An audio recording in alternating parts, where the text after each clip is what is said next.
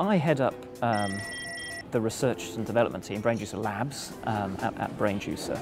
And so innovation and creativity are sort of, inherent, I hope, in what we do. And I think creativity for me is having the flexibility of mind to be able to see parallels and connections between two things, to hold two strands of thought in your mind and to be able to connect them. For me, creativity is not really something original in the sense that it could have been done before, but it may be applied to a new domain, or it may be used in a different way.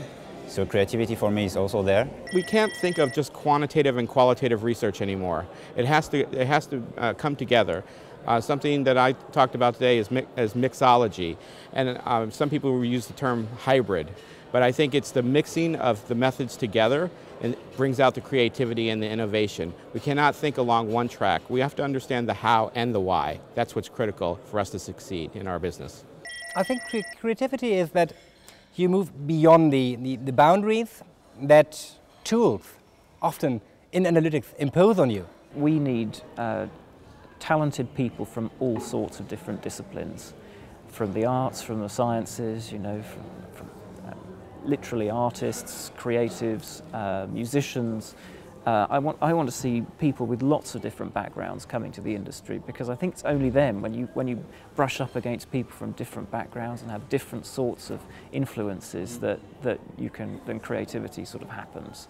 The process of generating surveys is a creative piece. A survey is a piece of creative communication, in the same way as an advert, and the skills that are required to generate an advert, you need a copywriter, you need a designer, you need a behavioural scientist, you need a skill and experience, and you need a certain degree of expertise, but you also need a degree of brilliance, really. And if you wrap all those things up carefully, you can produce a great advert. And I think that there is a big gap in the market research industry for that creative process. I mean, we've got a very sort of formulaic approach to designing surveys. I think we need to break down and say, look, there is a far more important role for creativity in that, because it's a piece of communication you're having with people, and the more effective that communication, the better the feedback you're going to get. I think data mining is a lot more an art than it is a science. It's thinking, which techniques should I use? That comes through all the presentations. I use that technique because of this specific problem setting. So which technique to use, which data to use, where to get your data. These are all things that are not straightforward, and you really need to think about it and be creative in getting that data. So I work mainly on social network data, and there obtaining such data is really not easy. So that also begs for creative ways into obtaining such data.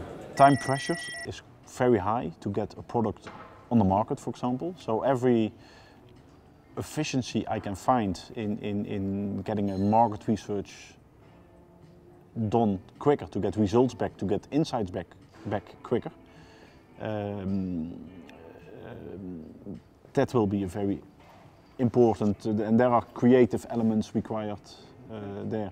All the research I'm doing on gamification says that what people like perhaps most about games is the opportunity to think often in creative ways, and the most popular successful games often involve a huge amount of thinking, and that's often the one thing that's lacking for market research. We're so fixated with asking people stupid questions like, what's your favourite colour, or conjoint is a really good example. You're given choice A or choice B, you're not really given people an opportunity to say why, make choice A or make choice B. There's opportunities to be a lot more involving with our respondents, and all the evidence I've seen is that when you make tasks more involving for respondents, they embrace it and give you back more digested, thoughtful feedback. You're basically utilising their brains.